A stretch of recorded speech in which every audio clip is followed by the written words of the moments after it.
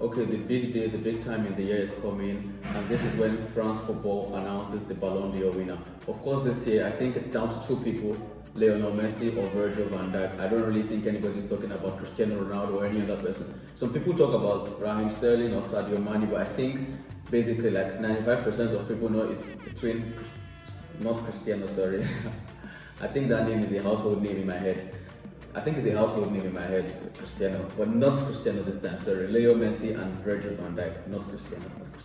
So moving on from that, I have my top 10 here actually. I think I'm going to start from 10 to 1. And at the end of the video, obviously I'll reveal who I think should win the Ballon d'Or. I will prove and I will explain my decision in the rankings. Now for number 10, Mohamed Salah. He had a fantastic season last season. He scored 31 goals for club and country in 50 games and gave about 12 assists. So that is actually a very fantastic result. He won the UEFA Champions League. This summer, he did well in the African Cup of Nations, but I think he didn't do well enough to help Egypt progress against South Africa. And they were playing at home in Egypt. The tournament was in Egypt, so everybody expected them to do better than they did, but that was sad. And he scored 22 goals this calendar year actually, which is significantly less than some of the other household names, which is also fantastic as well. He won the UEFA Super Cup in August as well against Chelsea, so I think he's done very well. He's done well enough to make it to my top 10, and he's number 10. For number 9, it's going to go to Alisson Becker, the Liverpool and Brazil goalkeeper. He's won the Golden Glove in the Copa America and the UEFA Champions League and the Premier League, and he also won the Copa America and he also won the UEFA Champions League. He was very crucial. I know all of you remember that save up against Milik in the tie against Napoli in the 90th minute. If Napoli had scored, Liverpool would have gone out to the Europa League. And it's fantastic to think some months after that save, they lifted the Champions League. And all the way, Liverpool also got 97 points in the Premier League. I think we shouldn't forget that. The fact Manchester City got 98 and 1. The both teams were equally fantastic, but 97 points is the third highest points ever in Premier League history. So Liverpool, despite not winning the Premier League, they actually produced the historic campaign, and it was very crucial to that. Coming up with the number 8 slot is Cristiano Ronaldo, the 5-time winner of this award. This year he's been very good. I must say he won the Nations League for Portugal, and he scored that fantastic hat-trick against Switzerland in the semi-final. He was also very crucial in the final in the way Fernando Santos set up his team and played. But apart from that, he led Juve to the Serie A. He was also the Serie A player of the year, the MVP, however you want to put it. He scored 33 goals this year, which is actually really good, but it's just a level below the normal Cristiano Ronaldo standard. So I think people tend not to know how good it is because he's not performing up to his normal level. But if we are judging him based on normal standards, like normal human beings, he's had a fantastic year, and I think he deserves to be in this slot. He scored goals, he won trophies, club and country. I think it's very fantastic year, and he deserves to be number 8. Now number 7, Kylian Mbappe, fantastic player. I think he scored 34 goals this year actually, and he's won the Coupe de France, he's won the Ligue 1. Kylian Mbappe is so good, it's ridiculous the rate he's scoring at, and just to think that he's still 20, it's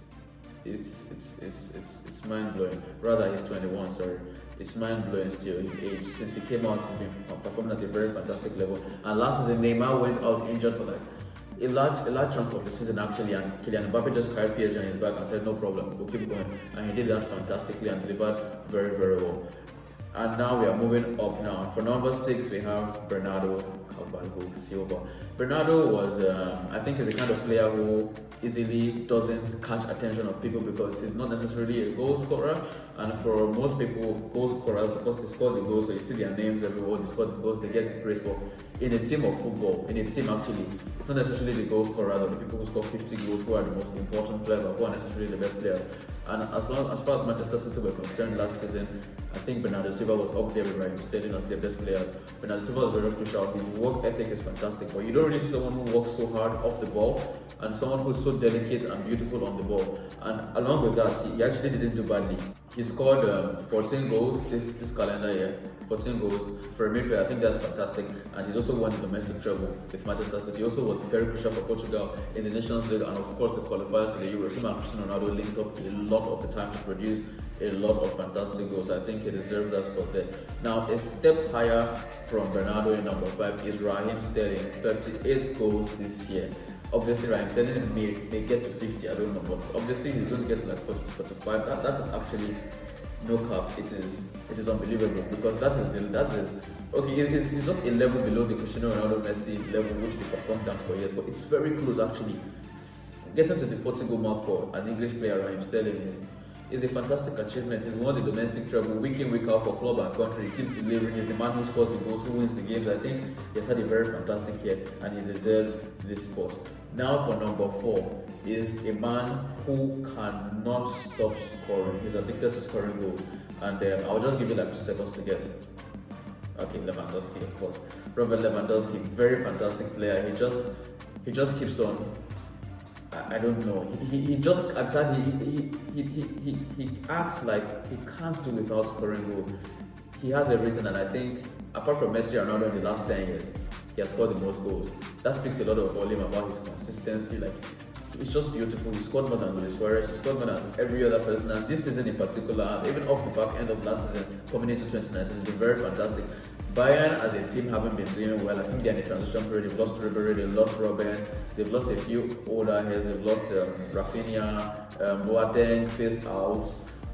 Things like this, Matt Hummels back to Dortmund. So I think the team is like in a kind of like it's not in a stable state. So it's affected their results really. Obviously, the Kovac has lost his job, but one man who has kept on doing the job at the absolute highest level is Robert Lewandowski. Now, in my number 3 stocks is the man from Senegal, Sadio Mane. Although personally, I find it very hard to say Sadio Mane has had a better year than Raheem Sterling. But I think in the context of things, I think it is because Sadio Mane is really hardworking. You see the work he does for the Liverpool team. So in Raheem Sterling's own right, anybody who feels Raheem Sterling and Sadio should swap places, I wouldn't argue a lot. I think Raheem also deserves that. But just personally, what it means to Liverpool, how Sadio Mane has carried Liverpool. We saw like the beginning of this year, that's the second half of last season. Mohamed Salah went on a crazy goal drought for like 8 games or something, and Sadio Mane kept on. Like he literally carried Liverpool. And like if you look at impact, if we're weighing impact, I think maybe Sadio Mane has had an equal or more impact than Raheem Sterling in terms of his team. And this season as well, he's picked up from where he stopped and he's going on at a very, very high level.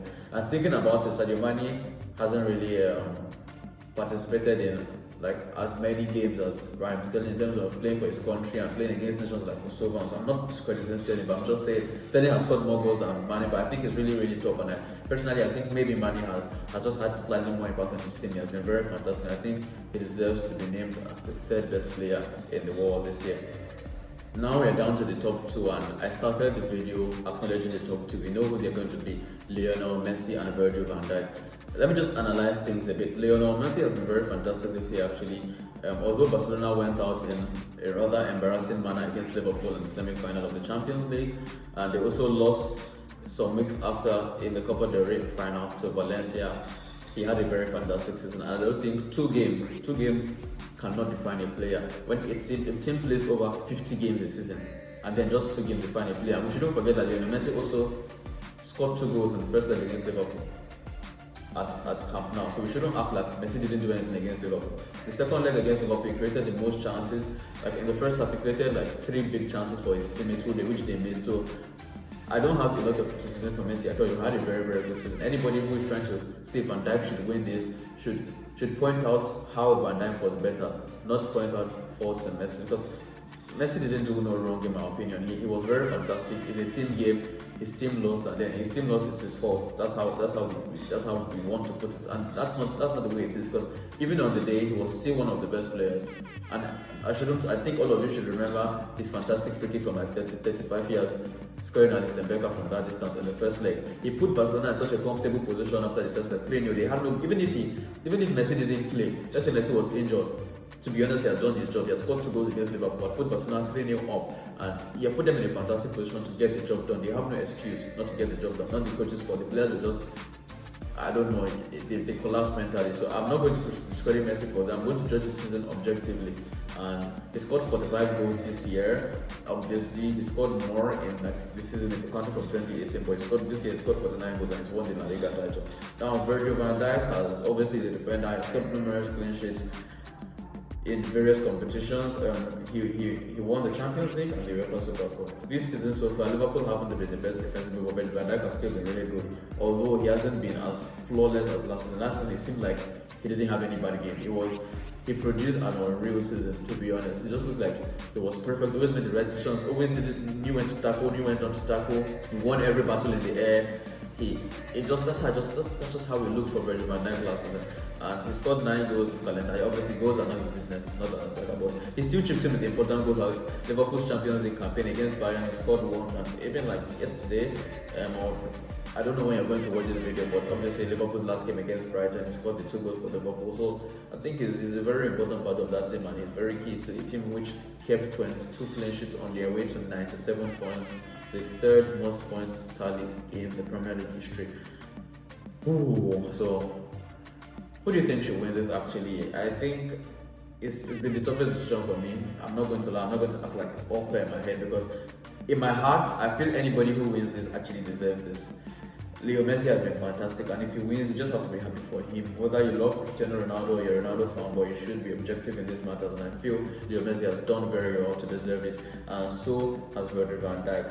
But I think this time around, Virgil van Dijk should win it. Now, I give my reasons. Leo Messi, in his right as an attacker, has been the best attacker by a mile, by a country mile. No comparison with the Manis or Lewandowski's or Sterling's or Bernardo. He has given them some real gap, and that is where he is there. But let's look at consistency. You can't compare them based on goals, because you can't really talk about Van Dijk. He's not his choke, he's far away from the goal, he's the last man before the goalkeeper, so he has no business scoring goals actually. But let's now compare them in terms of performance. In terms of performance, attacking performance, Messi has been really, really good. In terms of defensive performances too, Virgil van Dijk produced performances that got people talking like, where does this guy rank amongst all-time greats? And although those discussions were premature, they were meant to come up, because it's just been a few good seasons for Virgil van Dijk compared to people like John Terry. So he's not meant to be in the conversation for all-time greats, but he was that good that people couldn't hold themselves. The English media couldn't hold themselves from comparing him to their own greats, their own English greats.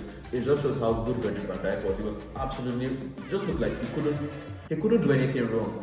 He gets in a foot race with somebody, fastest wingers, he wins. He gets in a battle with somebody, strongest striker, he wins. He was just that good, and I think Virgil van Dijk was more consistent than Leo Messi last season. Obviously, going into this season now, Leo Messi has had injury problems. Virgil van Dijk hasn't been his best. Liverpool's defense as a whole hasn't been their best, to be honest. And even before Joe Matip got injured, Joe Matip was actually Liverpool's best defender. But Virgil van Dijk has still been performing at a very, very, very good level. But the fact that Messi has been injured and coming back, he's had some good games too. But I think this season too, Virgil van Dijk has had more to show. Liverpool at top of the Premier League, 11 points clear. That is a lot. And obviously they're also top of the Champions League group. So I think Virgil van Dijk just slightly edges Leo Messi. But if Leo Messi wins this, I have to say it's also kind of deserved, because naturally people are more predisposed to favor attackers in this kind of things. It's rare that you see a defender even top 2 or top 10. So I'm happy for Virgil. He has even said he's happy himself. Actually, he's very happy that he's gotten to the position he is, being nominated for the award. But I feel Virgil van Dijk just edges out Leo Messi.